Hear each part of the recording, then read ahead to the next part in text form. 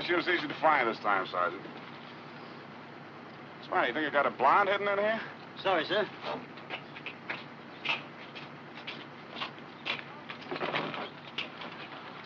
There are no blondes in here either, Sarge. Oh, no, sir. Right.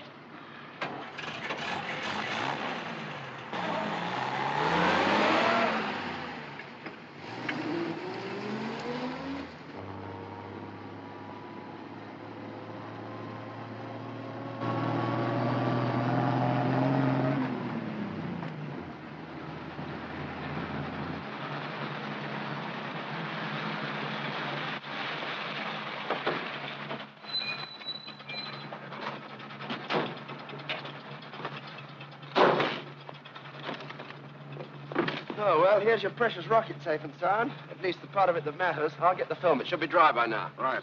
Set to go, Doc? Yep. Just bringing out the last will and testament of poor little Minnie here to science.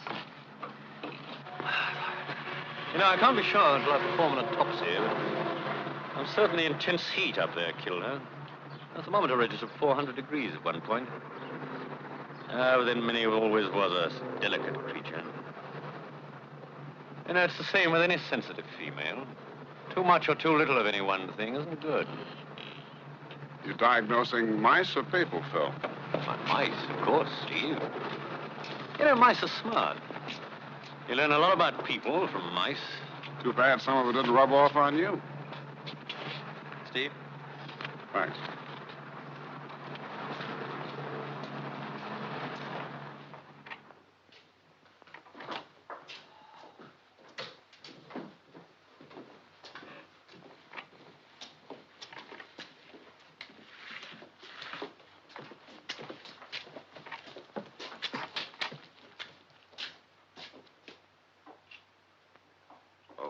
Blast. Drop something, Toby? No, but one of these tubes is leaking. Now I can't be certain of the rate of evaporation of trinamine. That must be a terrible blow. I wish I were a fuel expert, Toby. Or a super engineer like Steve. Why the sudden yearning, Phil? I thought you were convinced that you'd already achieved perfection. Whereas no American believes that. Oh, we'd better go and report to the old man. He'll be getting impatient. Ah, here they are. Did you find it all right? Got it right here, Professor, all ready for running. Fine, fine. The takeoff film is all ready. Oh, General, please forgive me my bad manners. Gentlemen, General Hayes, who has spent the day with me, represents the Defense Council. This is Dr. Stephen Mitchell, our chief structural designer, head of our engineering department. How do you do, sir? How do you do? We were fortunate enough to borrow him from the United States government. I've heard great things about your work, Dr. Mitchell, both at White Sands and elsewhere. Dr. Philip Crenshaw, he's our head biologist. It is, of course, essential to establish the living conditions up there. Dr. Crenshaw, I know what great problems you have to solve. I'm quite sure you'll solve them speedily and efficiently. Thank you, General. And last but not least, Dr. Toby Andrews. He's our fuel expert. Oh, you're the chap who's burning up all those gallons and gallons of hydrogen hyperoxide. And I'll have to burn a lot more, sir. Because of me, there might even be a shortage of blondes in the world. Excuse me, Professor. They are ready in the projection room. Thank you. General, this is Dr. Frank, who's in charge of our mathematical work. How do you do? How do you do? And a more charming mathematician I could not imagine. Thank you. Well, if you're ready, we could go into the projection room now. This way? Yes?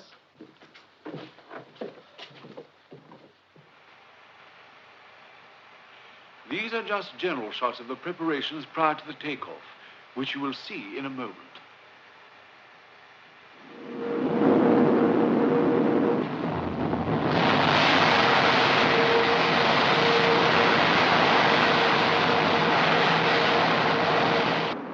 The rocket is now 20 miles up. In a moment, we shall lose it. But the automatic cameras take over, and we will show you how the rocket sees the Earth, the reverse side of the experiment, and how the passengers reacted to those conditions. The rocket reaches a height of over 200 miles before it starts returning to the Earth. Its trajectory has been carefully computed so that the instrument carrying knows its descent slowed by a series of automatic parachutes is aimed to reach Earth within a 30-mile radius of Deanfield. Yes, all this is most impressive. You say that rocket was Mark 7? Yes, General. The 7th modification of its type, and the most perfect. But of course, it represents only our first stage. We're now ready to go into AS1. AS1? Yes, sir. We believe that we can send a rocket into an elliptical orbit to become the first artificial satellite of our globe that circles the Earth for an eternity. Our blueprints are all finished. All we need now is your authorization to go ahead. Yes, Dr. Kepler. There are still a lot of financial and technical details to be gone into, and that's going to take a little time. I shall be only too happy to answer all your questions, General, providing you give us the right answer at the end. Steve, I'm so excited. Do you think it'll be all right? Of course it will. After all the time and money they put into this, they've got to go through it. And the old man looks pleased.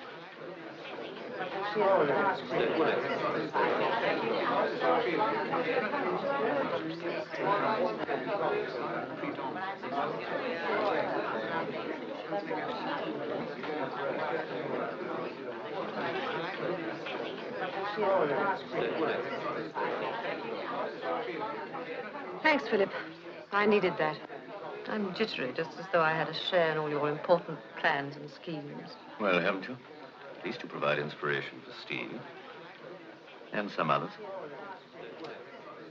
Will you excuse me, gentlemen?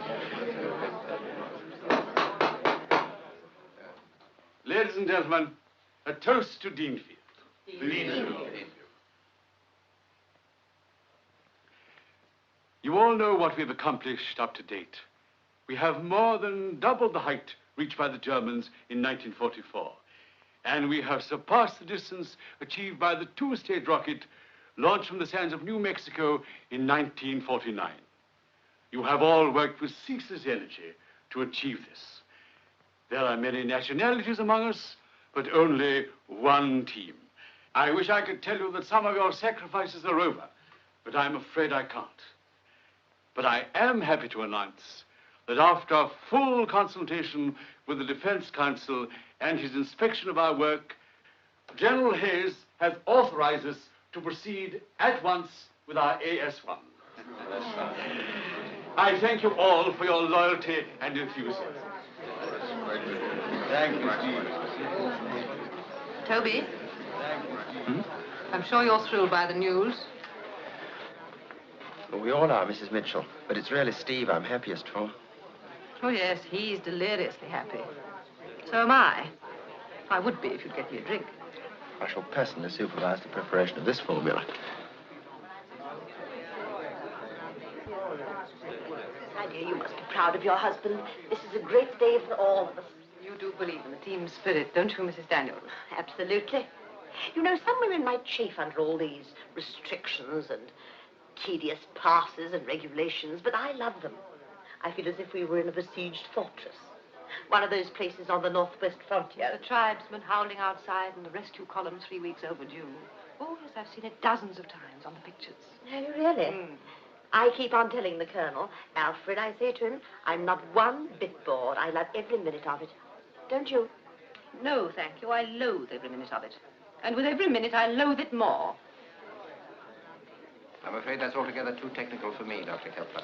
Oh, I'm sorry, General. I had an idea. Me? How sweet of you, Philip. I sent Toby off, but he got caught in an exhaust blast or something. He's a scintillating boy, Toby. I'm sure he must have been weaned on liquid hydrogen. He bores me. Now, that's not a nice way to talk. He thinks the world of Steve. Would follow him to the ends of space. They deserve each other. Any minute now, I'm going to get a splitting headache, and I'm going home. I hope your headache will be pretty bad, too. Yes. I already feel it coming on. I would say that 9 months will be ample, providing we have the necessary priorities. Have I interrupted the masterminds? Do forgive me, and do go on. I just wanted to tell my husband that I've got a headache and I'm going home. If it doesn't upset the security rules. No, I wouldn't dream of breaking up the party. I insist, Steve, you must stay.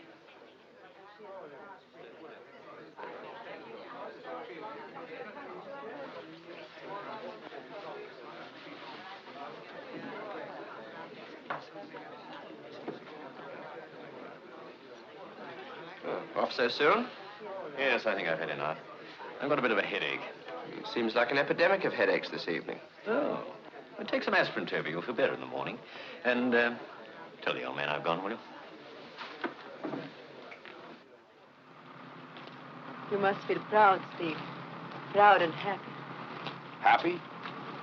It's a very inexact word for a higher mathematician, Lisa. Don't make fun.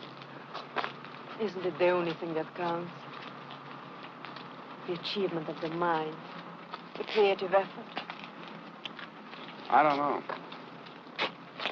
All I do know is that we can do almost anything with matter or energy. We've streamlined science, but as for the human being, we're still muddling around in the Stone Age as far as our emotions are concerned. But I suppose you have it all neatly reduced to equations and theorems. Oh, yes. Very neatly. Well, good night, Steve.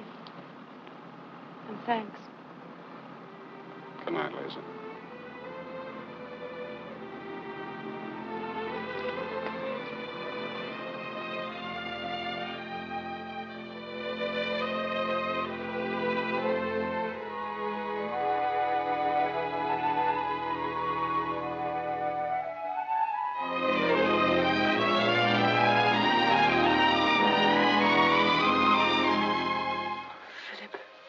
Philip, I want you.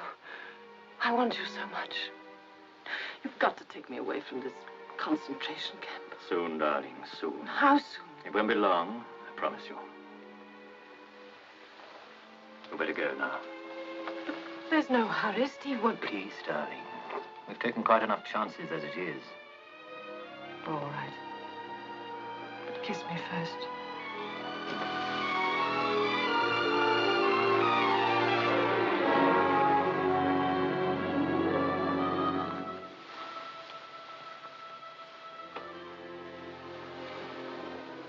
Now you can give me a cigarette.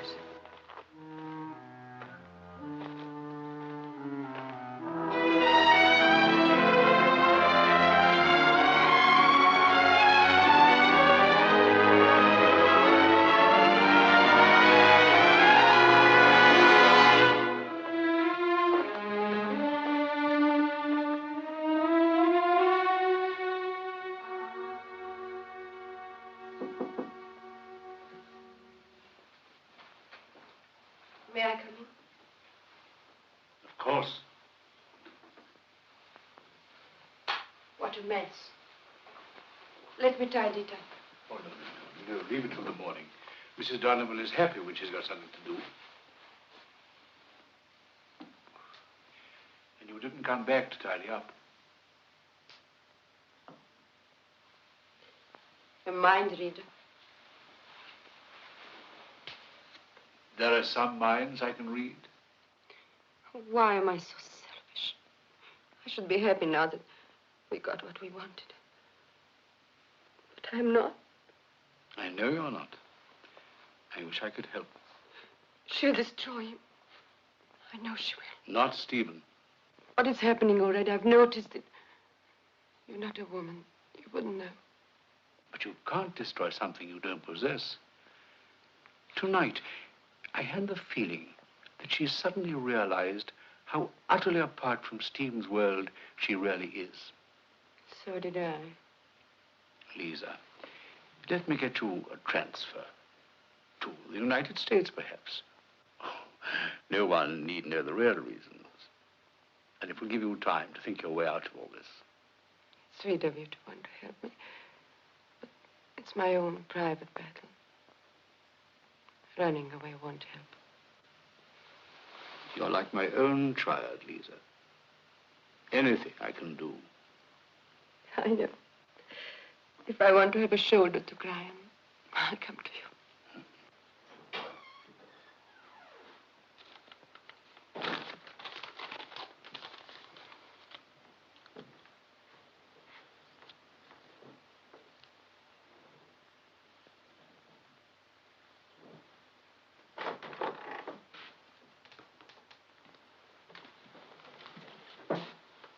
You took your time, I must say. A suppose the party was a lot more fun after I left. I didn't stay long. I took a walk. I wanted some air. Well, I'm glad you're back at last. I want to get some things straight. Please, Vanessa, it's 2 in the morning. I don't care what time it is. I've found it. Oh, you needn't stare. You know perfectly well it's the letter from Universal Electric. Oh, there's nothing sacred about it. And yet you hid it. You were afraid that I'd find it. Stop it, Vanessa. You're being childish. Am I? Aren't you childish, clinging to this job at army pay when you got this offer at 4 times the salary? You know I can't quit. Slaves, that's what you are, all of you. Slaves in white overalls. You can't even blow your noses without permission from security. You knew what you were doing when you married me. I told you then that we might have to stay at Deanfield for several years. But the work was top secret. Well, suppose you did. I never dreamt it'd be like this. I can't even choose my own hairdresser.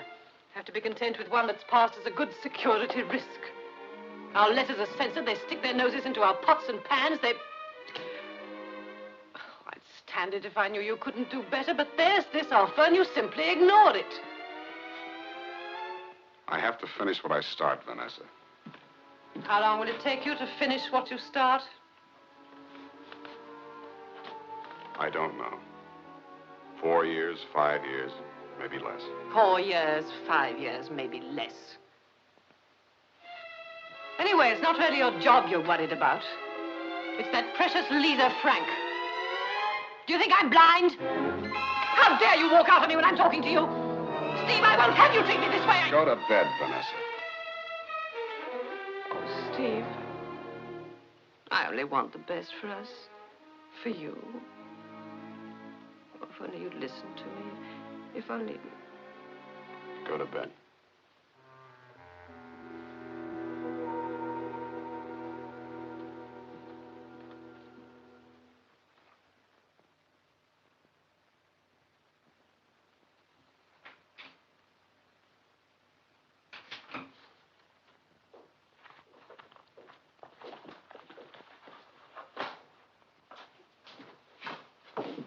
Oh. I thought you, Oh, hello, Toby. Party all over? some time ago. Oh, I just dropped by to look in on Luella. She's expecting you now. How's the expectant father bearing up under the strain? He hasn't got a thing to worry about, old boy. Luella's doing fine. You better start picking out names. Won't be long now. As a matter of fact, I left the key of my bungalow in my overalls. Came to pick it up. What brings you here, Toby? Oh, I was on my way home when I suddenly had a crazy brainwave that by making certain changes in the ratio of the new fuel propellant I'm working on, I could double its power without increasing its quantity. I knew I shouldn't get a wink of sleep unless I stopped by to check it with Junior here.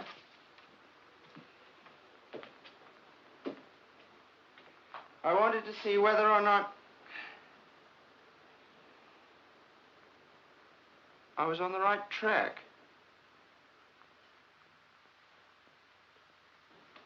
Well, at least I haven't locked myself out. You're lucky having your own quarters. We small fry in the black hole have precious little privacy. Why, Toby, I thought you had all the fun in the world there. Toasting marshmallows, exchanging boyish secrets. Good night. Good night, Toby.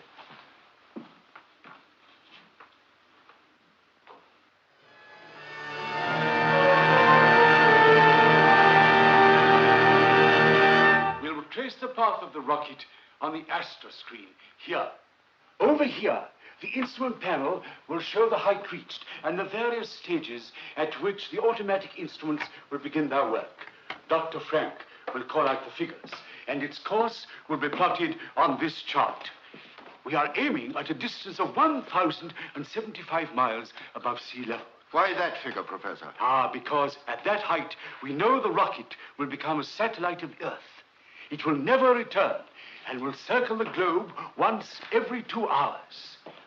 We believe the 3-stage rocket is the answer.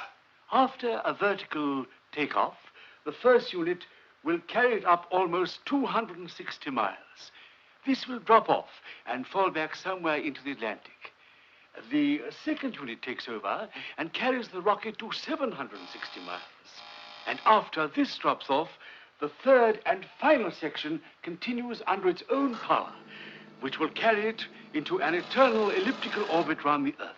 And you believe that later on you can really achieve this on a larger scale? With my team, I am positive.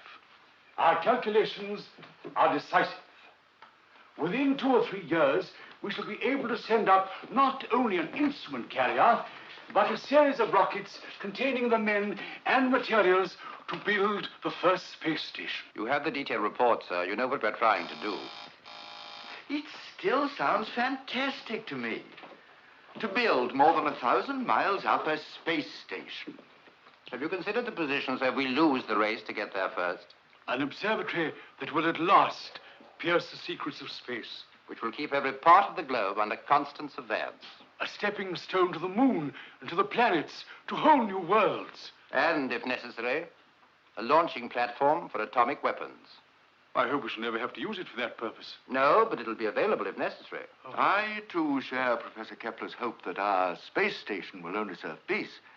But we have been spending tremendous amounts of our defense budget on your work, Kepler, and we must be prepared for both peace and war.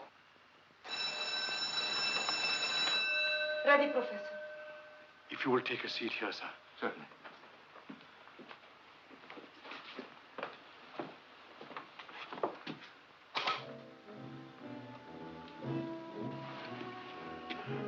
All ready here, Steve. Mitchell fires the rocket from our forward control booth, our nearest point to the launching site.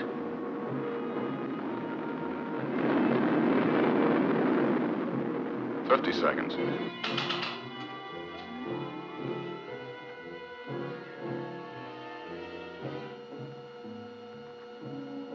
Seconds.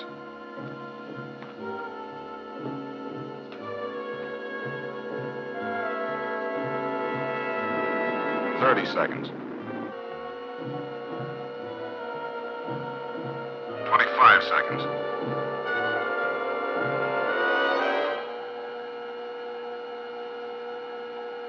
18 seconds. 17, 16, 15, 14, 13, 12, 11, 10, 9, 8, 7, 6, 5, 4, 3, 2, 1.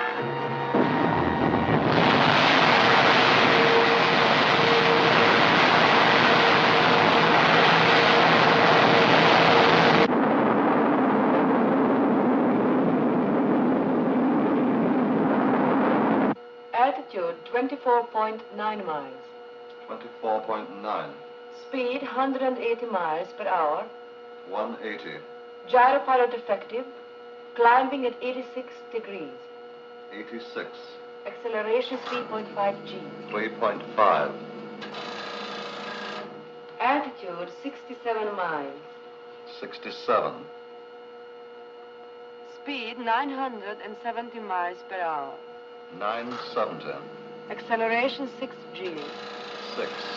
Altitude 260 miles. 260. Speed 2,040 miles per hour. 2040. Acceleration 8 G. 8. Tail section disconnected.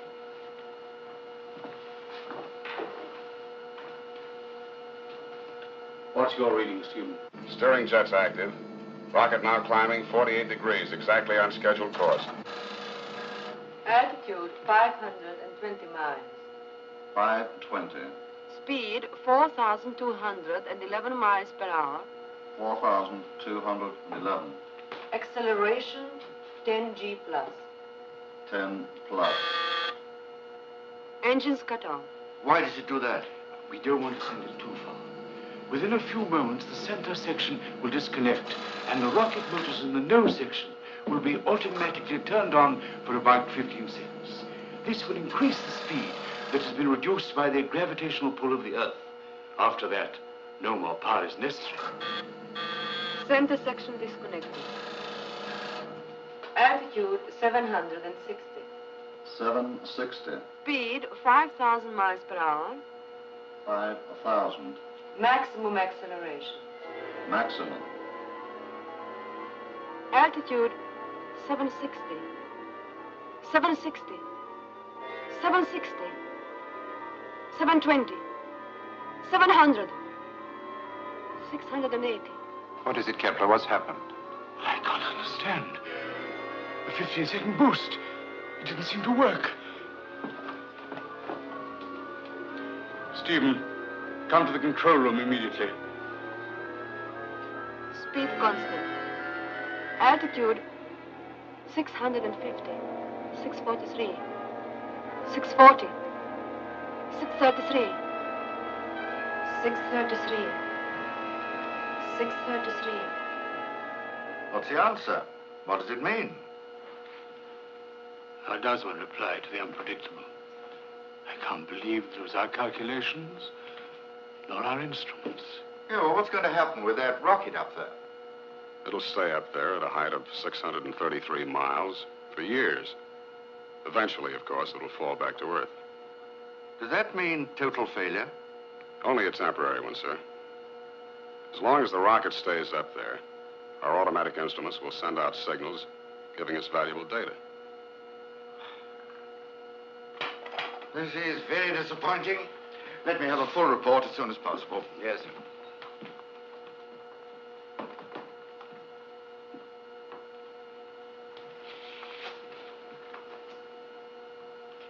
It will break his heart. No, not Kepler. We'll just have to start over again, that's all. You don't know him as well as I do, Steve. For months now, he's lived on his nerves. And on hope. They're all waiting in the assembly hall. Sir, I can't locate Dr. Crenshaw. What? But he was supposed to stand by to check the animal reaction in the discarded sections. I've looked everywhere for him, sir. I even picked up a couple of sergeants on the way. We searched every building and every room. And he hasn't passed through either of the gates. There's not a sign of him. Nor of Mrs. Mitchell. If what you just told me about Dr. Crenshaw and Mrs. Mitchell is true, it's very disturbing. Why? Because we're scientists, is that supposed to make us different from other people? That's the whole point. 2 people have disappeared and something went wrong with the rocket. If this was a normal experimental station, we could send out a general alarm and get the press and radio to help us find them. But we can't. Not a word of this can leak out. I'll get a hand-picked man from military intelligence here as quickly as possible. And of course, no one is to leave Deanfield. Yes, sir. I guarantee no one will.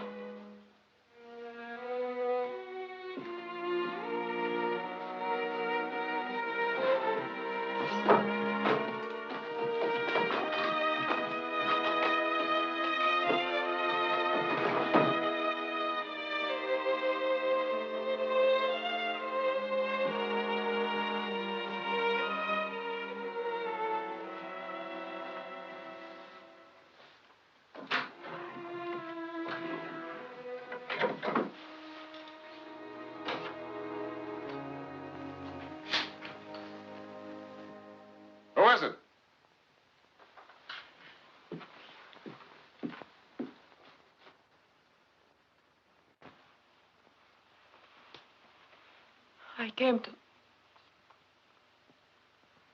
I came to see how you were. I'm fine.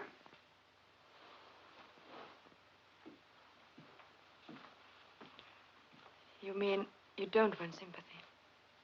Well, perhaps I don't need it. May I sit down? Oh, please, forgive me.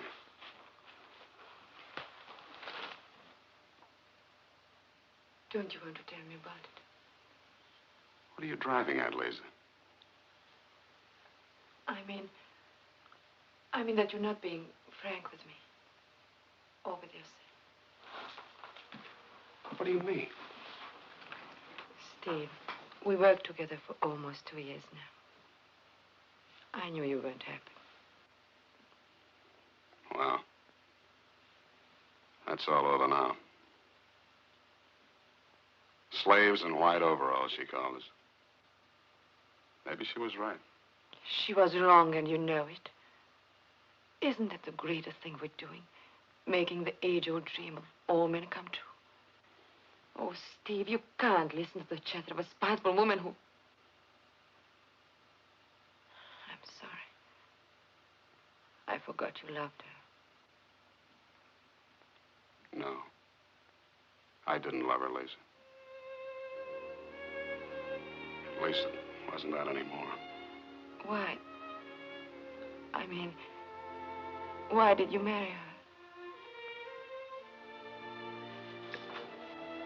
I just came along, a big American scientist on a hush-hush job with the government.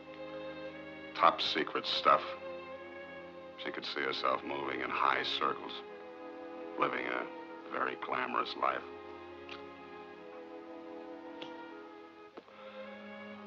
It's an old story, Lisa. A guy with a one-track mind, nothing but rockets in his head, meets a beautiful woman with something entirely different in hers. Steve. I guess it's all very funny if you can hang on to your sense of humor. Steve. You'll work things out. You'll find a way.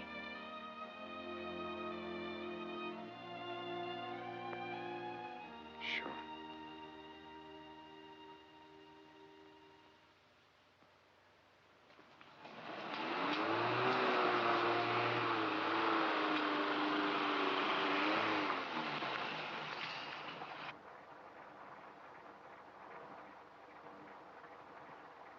Take this gentleman to Dr. Kepler. Right.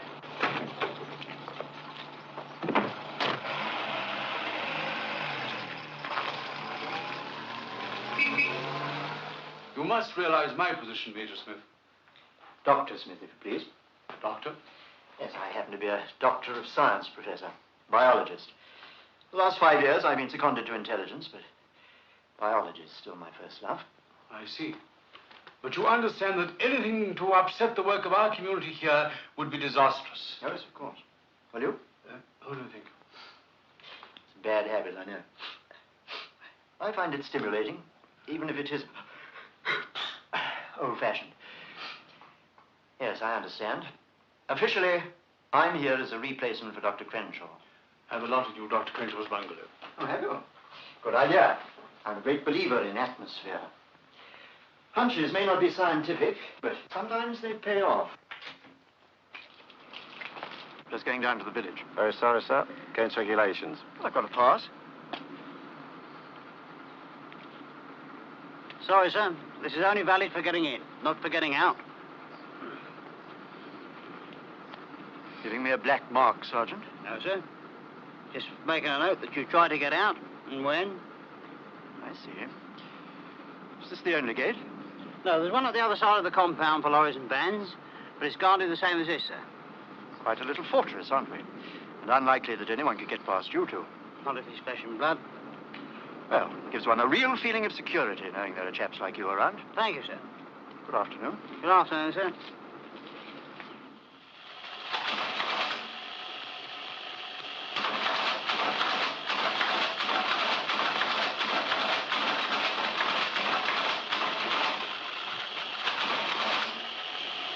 Morning, Dr. Fink. Can you spare me a moment? Oh, dear. What is it this time? Oh, big one. Tell me, what's the fuel consumption of the instrument carrier? Well, it's a 3-stage rocket, as you know. It was built to exact scale. 1/10 of the 4-stage rocket we plan to build. Yes. It carried 52.5 tons of fuel for the first stage. Of this, more than 90% would be used in the first 84 seconds. And what about the second and third sections? The second would only use 7.7 tons, and the third 9 tons. I see.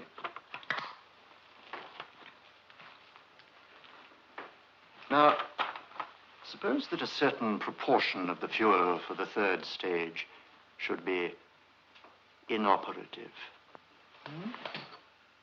What do you mean?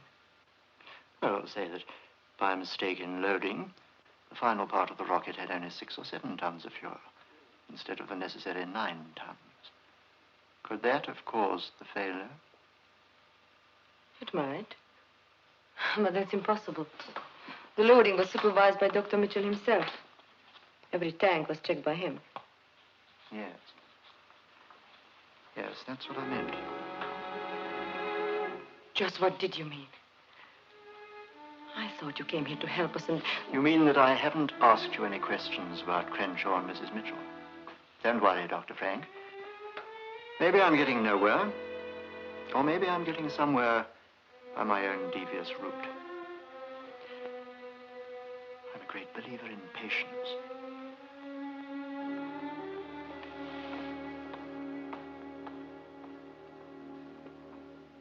Rather depressing, all Crenshaw's personal belongings still around.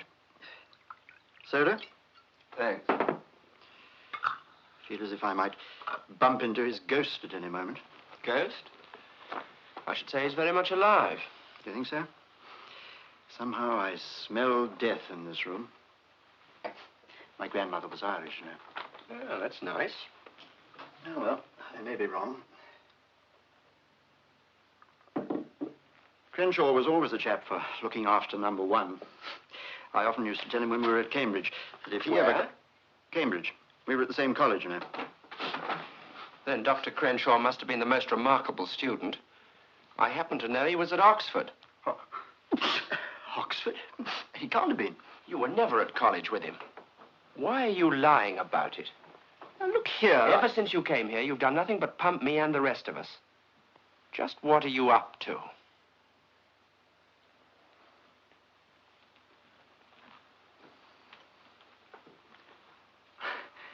I laid that trap for you deliberately, because I wanted your reaction. I know Crenshaw was at Oxford. Oh, very good. That's an easy way out. But I also happen to know that he took a degree in Germany, a degree in engineering, a fact which he was very careful to conceal. Andrews, I'm here to find out what happened to Crenshaw and that precious rocket of yours. And I want help. I don't understand. It's all so confusing. Yes, it always is. Life isn't laid out in neat patterns. But every now and then, you come across pieces that fit together. It's your duty to try and help me find those pieces. If there's anything you know. Yes. It's a funny thing. It was the night of the party. I'd gone back to the laboratory to do some extra work on a new fuel formula. Yes? And there was Philip. He said he'd forgotten the keys of his bungalow. But he hadn't. It was a lie. Was it now?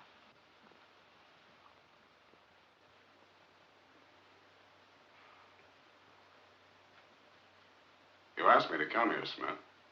You got something on your mind. Let's have it. Hmm? Oh, yes. Yes. Dr. Mitchell, you were the last person to enter the rocket before the takeoff, weren't you? I believe so. Can't you be a little more exact? After all, you are a scientist. Well, 3 hours before the takeoff, around 9 o'clock, I made my final checkup of the radar installations and the fuel tanks. Alone? Yes, quite alone. The mechanics were busy with the platform and the exhaust pit. You secured the airlock, and the rocket was then ready for the takeoff. Hmm? That's right.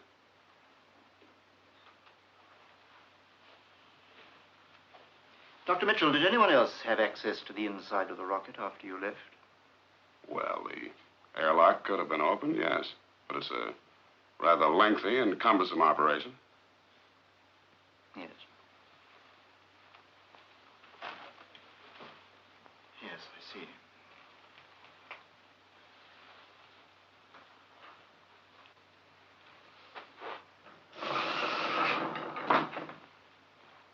This is a complete diagram of the rocket, isn't it? Yes. And these are the fuel tanks? That's right. Good. Now, we've established that the loss of 2 or possibly 3 tons of fuel from the nose section would prevent the rocket from reaching its planned height, correct? But there was no such loss. I told you that I checked the fuel tanks myself. There was absolutely no possibility for any leakage. No accidental possibility. Smith, you've got a little man running around loose inside your brain, just dying to get out and say something. Why don't you let him say it? Thank you, Dr. Mitchell. Please believe me, that little man is only doing his duty. Well, let's hear him. He's suggesting that you open the valves and let 2 or 3 tons of fuel escape through the pump line. The original container is still in the exhaust pit. And you had actually more fuel on the launching site than was necessary for the complete supply. And does your little man say why I went to all this trouble? Well, he's got a theory. A very nasty theory. Murder.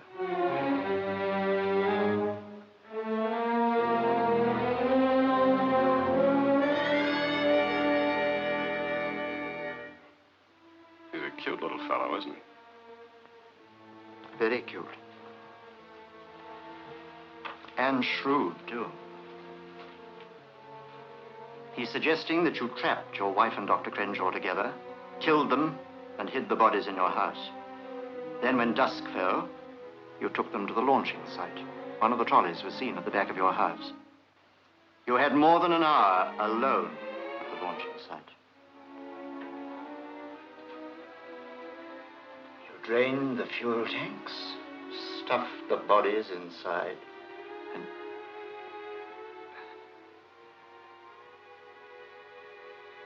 now they're up there in space, circling the Earth. They'll stay there for decades if the calculations are correct. Your calculations, Mitchell. The perfect murder, with no inconvenient bodies lying about.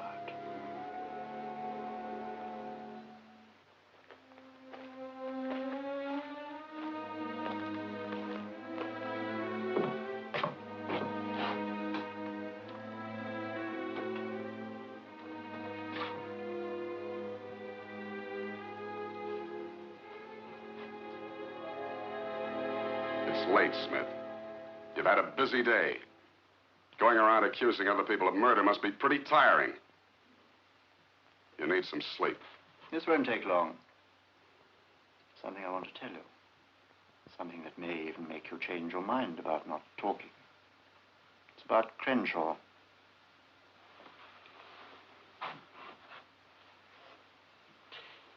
Did you ever know that in addition to his qualifications as a biologist, he also had a degree in engineering? So? He's a traitor, Mitchell. A traitor and a spy. He was paid to steal your secrets. Why did you wait until now to tell me this? I hoped you might tell me first. And I thought your wife might have been his confederate. If they're both alive, I'll find them. But if they're dead, and you killed them, you must tell me. We've got to know what happened to Crenshaw. You're from military intelligence. You find him.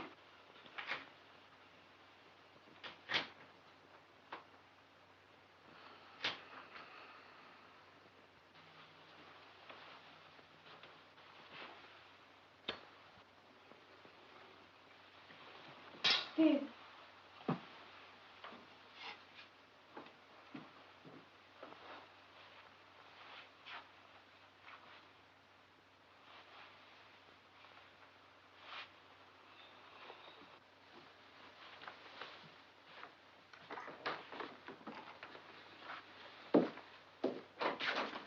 Steve. Come in.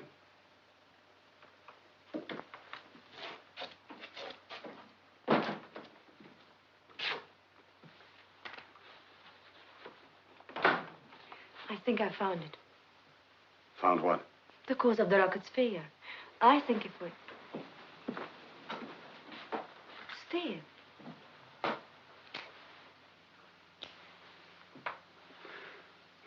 Lisa.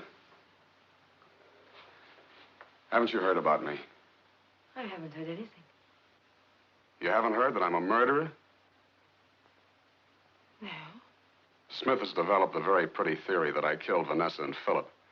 That I drained some fuel out of the rocket, then pushed their bodies into it. And now they're up there, circling the Earth. But why? Oh, they've got a lot of circumstantial evidence. If I were in their places, I suppose I might even believe it myself. But they can't believe that.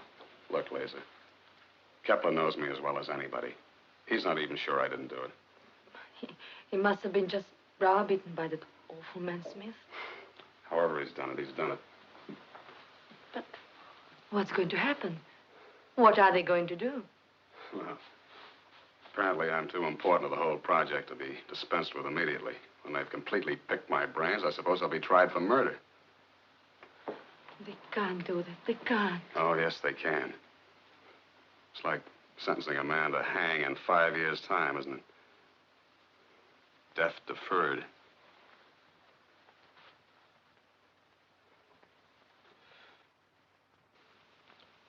Steve, I think I've got the answer.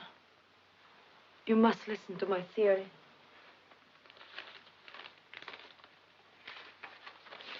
Now, look. You remember that we were worried about the fuel supply for the 50-second boost? Yes, but we solved that with the superplastic that replaced the aluminum alloy. Yes, but we forgot one thing. The evaporation quotient of hydrogen. Yes, but the tests showed that the... No, the tests were made under simulated space conditions. But suppose, just suppose that we underestimated friction at that speed and that altitude. Now, suppose the fuel pump didn't break, but was choked. The supply of the propellant would be sufficient to cause the rocket's failure. You see, it's a distinct possibility. And if you... Lisa.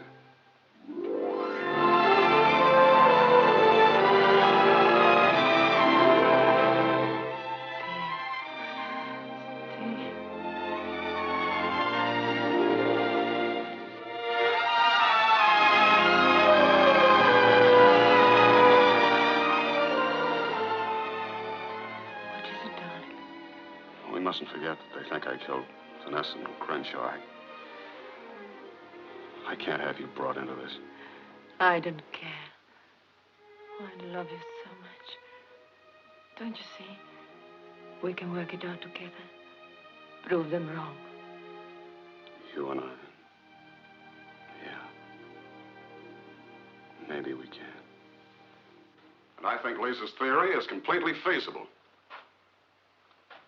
And it's the only one we have that fits all the known facts. It would be the answer to a lot of things. Would it explain the disappearance of Crenshaw and Dr. Mitchell's wife? There was no way for them to get out of Deanfield. You want conclusive proof, is that it, Smith? Well, I've thought of a way to silence even your inquiring little mind. A simple way. Bring back the first rocket with a second rocket. Only somebody's in that second rocket. Me. Stephen, you're mad. I can't let you talk this way, Stephen. We're not ready to think about things like this yet. Our spacesuits are still experimental. We don't know the effect of pressure and acceleration on the human body organism. We've sent up fruit flies, guinea pigs, mice, and monkeys. We know enough to take a calculated risk. But not enough to involve a human life. Well, it's my life. And not a very good one unless I can prove the bodies are not in that rocket. Your life happens to be my responsibility. I value it more than your attempt to prove a point. Professor Kepler, ever since I've come to Deanfield, I've had one idea in mind. And that's to design the first rocket ship to carry a human being. With what we know now, I'm confident that I can do it. Yes, I am trying to prove a point. But not the one that you're thinking of. That's only incidental to the main point, the conquest of space. No one knows better than you the progress we've made toward that end. And no one knows better than you. But until a human being, a trained human being, makes the first rocket flight, we're at a standstill as far as future development is concerned. Now, who better to go than an accused murderer who was also a scientist. Dr. Mitchell, I shall recommend that permission be granted.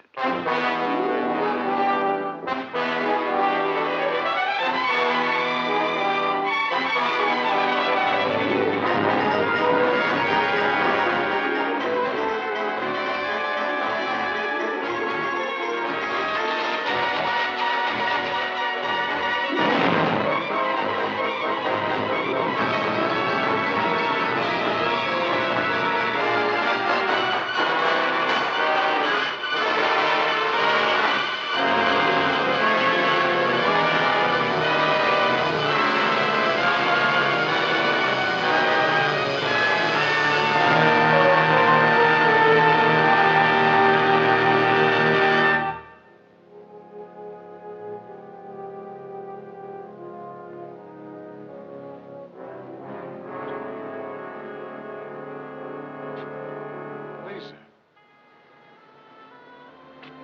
I had a feeling you would be here, Steve. Darling. Well, this time tomorrow, I'll be up there somewhere. Oh, Steve, I'm so frightened.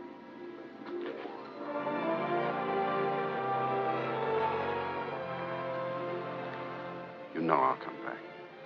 You must know it. I don't know anything except that I love you. And I love you. First, darling, I was frightened, too, thinking about it. It has to be done. For your sake and mine. And if anything should happen. It won't. It won't. But I don't want to talk or think about death. Not on a night like this.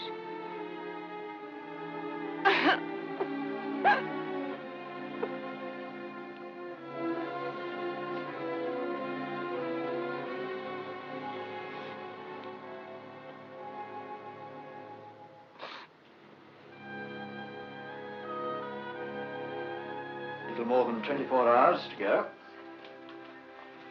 Well, I think we can safely say that the security arrangements are foolproof, can't we, Colonel? They were always foolproof. And yet, two people disappeared, either into space or into the outside world. I thought you definitely excluded the second possibility. Yes, I thought I had. But there's a nagging little voice that keeps on saying, what if you were wrong? What if you were wrong? I knew, of course, that Mrs. Mitchell wasn't happy here. She told my wife that she hated the place. Still, whatever happened, I know it wasn't because my men fell down on the job. Why, except for one man, I've had the same security personnel for 3 years. Well, that's as it should be. What did you say? I said, except for one man, I've had the same security personnel. One man? Why didn't you tell me before? Who was that one man? Corporal Rogers. Where's he gone? Well, his enlistment was up and he went home. What's all the excitement about? Hurry up, Colonel. I want his address. Right, I'm looking for it. Give it to me. I'll find it. Corporal Rogers? Yes.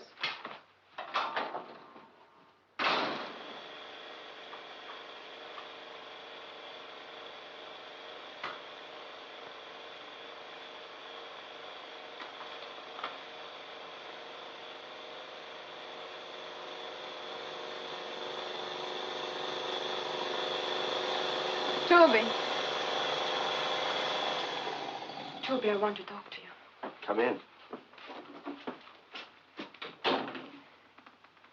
It's about Steve.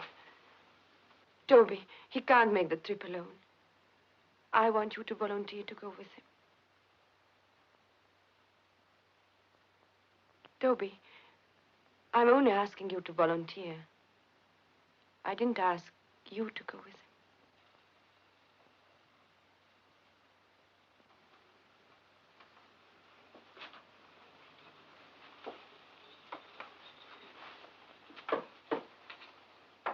Toby, please. Lisa, you can't ask me to do this.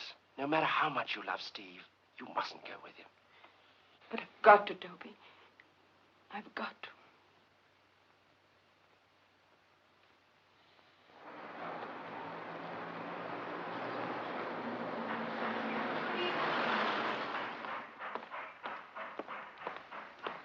Where's number 24?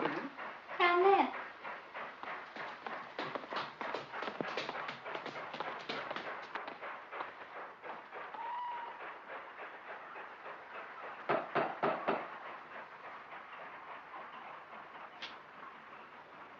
I'd like to speak to Mr. Rogers, please. Well, I'm afraid that's impossible, sir. See, my husband was killed a week ago. Killed? In an accident. He was in a car with a friend. They skidded. Dave was thrown from the car. I'm terribly sorry, Mrs. Rogers. This friend, could you give me his name or address? His name? Well, I know Dave called him Phil. He was on the same station as Dave, but I only saw him the once, the day he called for my husband. Would you recognize him? Yes, that's him, all right. He didn't have a lady with him by any chance, did he? No. All I know is Dave had some sort of a business deal with him, something to do with a boat. What sort of boat, do you know? Well, I did hear this Phil mention something about Whittingley and a trawler. What's all this got to do with Dave? I can't stay to explain now, Mrs. Rogers. I'm in a great hurry, but you'll be most helpful. Thank you.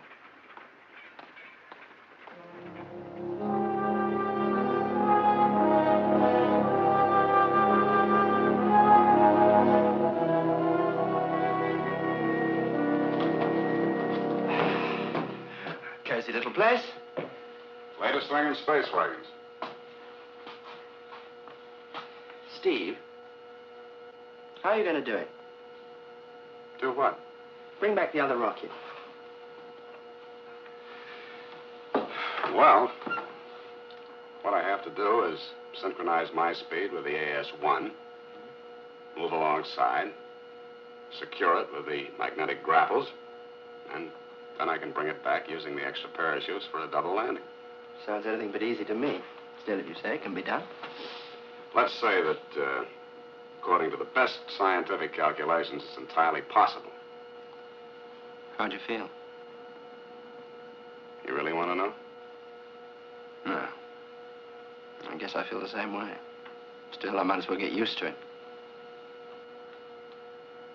What are you talking about?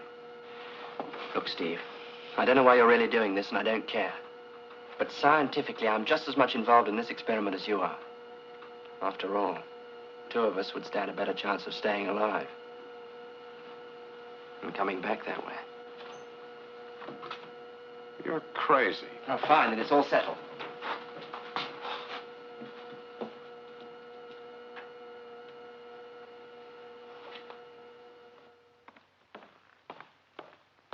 What? Yes, I want the whole district sealed off. 12 search parties at least. Now, this is top priority. Where? Seaview Cottage. Are you sure?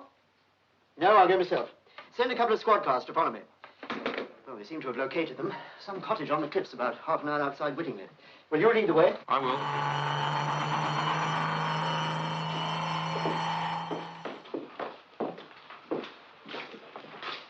Only 6 hours to go.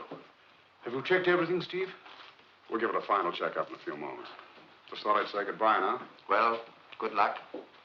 And my best wishes for the success of your enterprise. Thank you, John. Would you excuse us for a moment, sir? Yes, of course. I just saw Liza, and she asked me to tell you she won't be here for the takeoff. She thought you'd understand.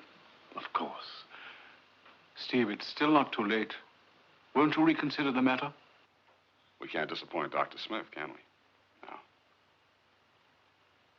If anything should go wrong, you'll take care of Liza, won't you?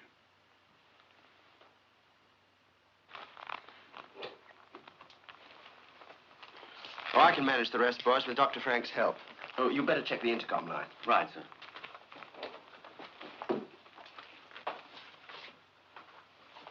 I've changed my mind, Lisa. I'm going with him. Toby, you can't. We made a bargain. I made a mistake. Now you're making a bigger mistake, Toby. Whether Steve succeeds or not, there'll always be another day for someone else to follow him. But right now is what matters to me. Can't you understand? I belong with Steve. And it's my life. And I would rather die with him than live without him. Toby, please. There isn't much time.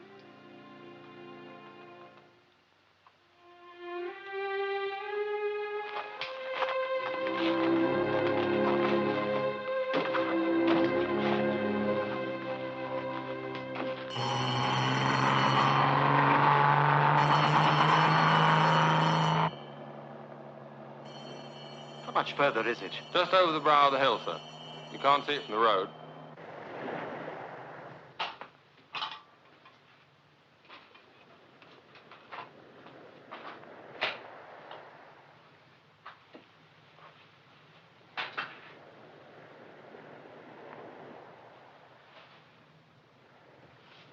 Come on, Nessa.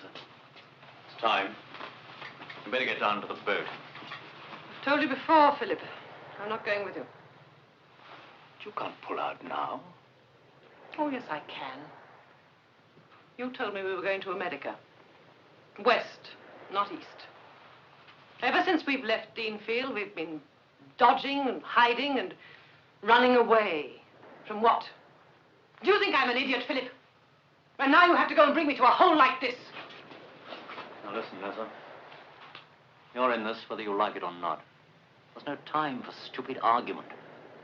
Now for the last time. No. Very well. Have it your own way. You're a stupid girl, Nessa. Where I'm going, I know exactly where you're going and what's going to happen there. Deanfield was a prison and you got me out of that. I'd be mad to change it for another prison, even if it has got 200 million people in it.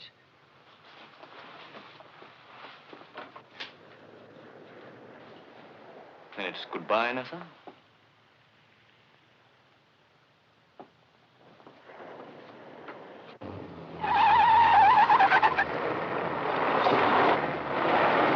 Over there!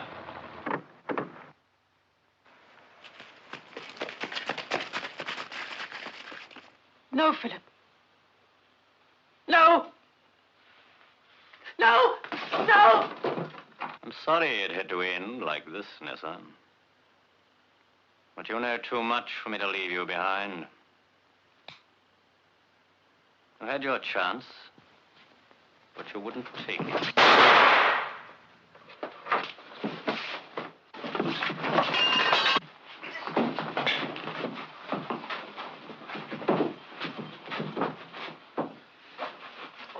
can only hang a man once, Crenshaw. In your case, it's a great pity. Operator. Operator, I want Deanfield 8266. This is official.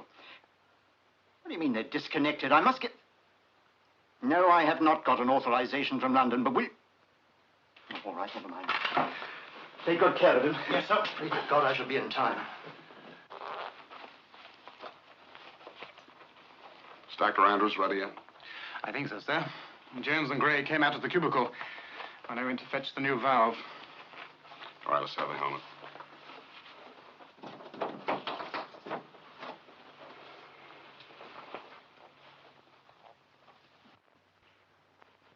Toby, don't leave here until the takeoff motors are switched on. After that, it'll be too late anyhow. And please, don't let anybody come in here until then. Lee's all right.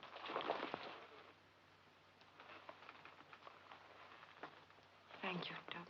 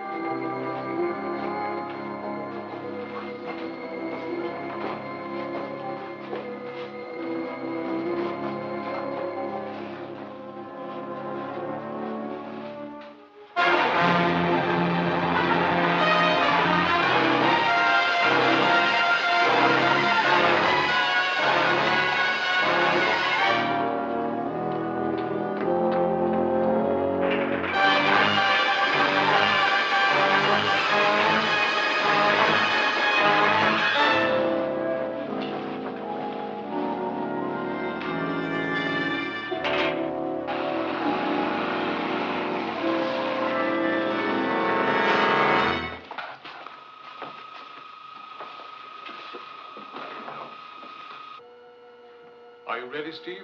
30 seconds to go, Professor. The first few minutes after takeoff are the critical period. We still don't know how the human body will react to the tremendous acceleration. We've done everything in our power to protect Mitchell and Andrews, but...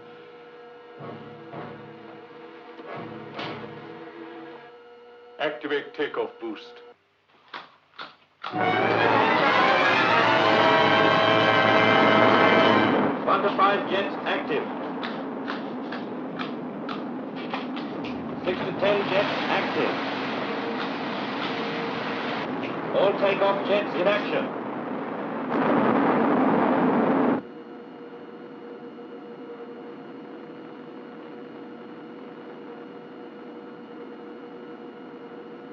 "15 seconds to go."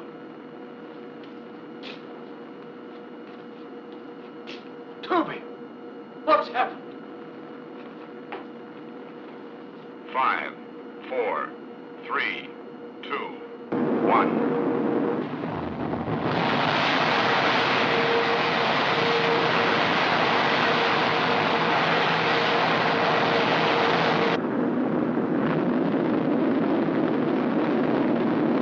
Takeoff as scheduled. But why is he alone? He's not alone, sir. Excuse me, It sir. was-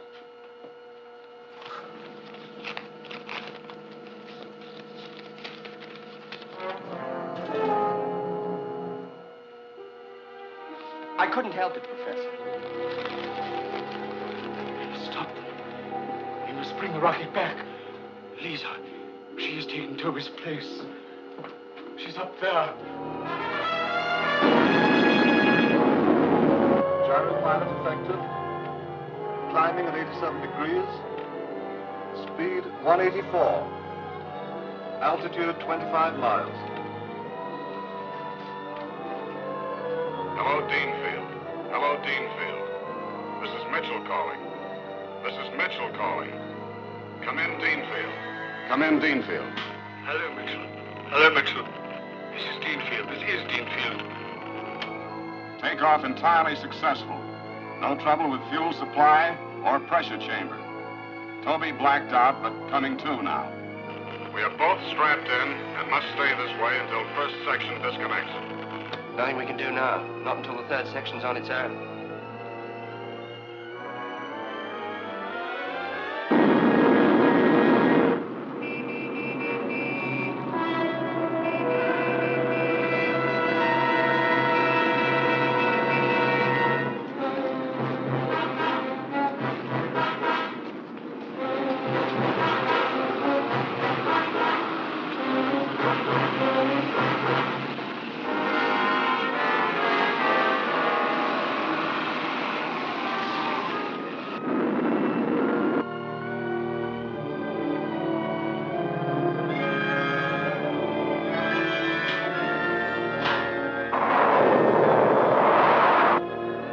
Section disconnected.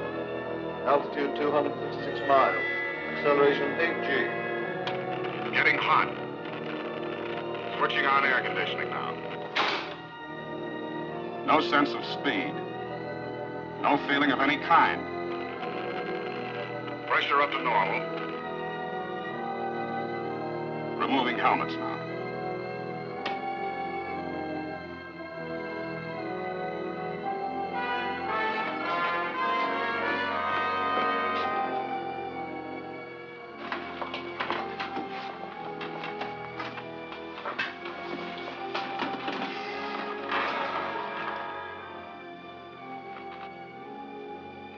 Lisa.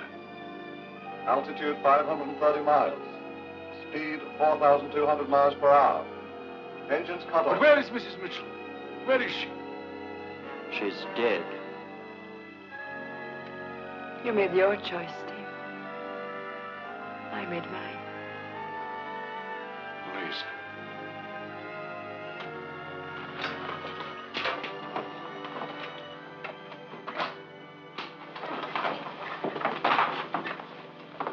How did you find them? How did they get out of Deanfield? You gave me the clue, Colonel. I did. I blame myself for my own stupidity. Crenshaw had something very valuable to sell, and he wanted to find the right customer. Mrs. Mitchell was as much taken in by him as we were. And now she's dead. You sent them up there. Them? Lisa's with him. To prove that you're wrong. AS2 calling Deanfield. AS2 calling Deanfield and standing by. Come in, Deanfield. Come in, Deanfield. Steve, listen. I know about Lisa. You must return. We'll pinpoint you with radar and pick you up wherever you land. You must return. Smith has found them. I promise you everything will be all right.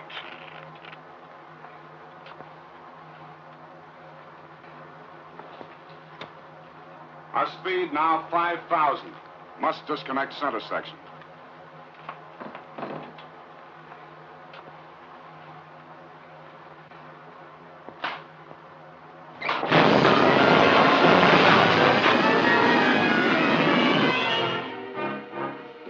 It's out of control right after the middle section disconnected. Hello. AS2. AS2. Hello, Stephen. Can you hear me? Deanfield calling AS2. Deanfield calling AS2. Can you hear me? Steve, answer me. Lisa, what's happened? Deanfield calling AS2. Deanfield calling AS2. Can you hear me? Steve, what's happened? The shock of the disconnection. It was too much.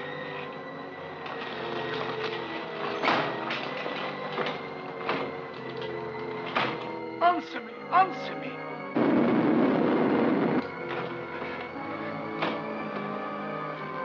We're out of control. I'll have to try the emergency.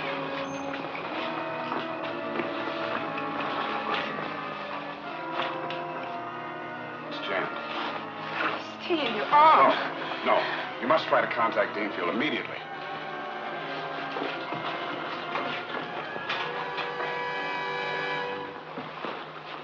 Deanfield, can you hear me? Can you hear me? Listen, Professor. There is no way back. Steve. Lisa. Listen. Now listen carefully. You must replace the final section lining with stronger absorbent. Rocket principle, all right. Only needs strengthening. Someone else must follow us so that all this won't have been in vain.